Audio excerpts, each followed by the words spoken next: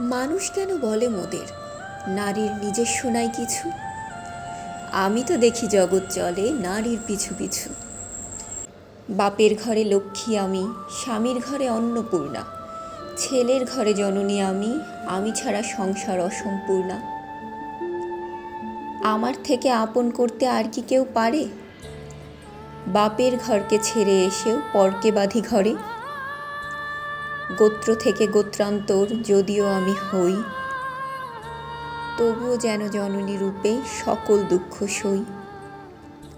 ভারত মাতা সেও নারী, নারী জগৎধাত্রী। নারী হলো এ জগতের সবার জন্মদাত্রী।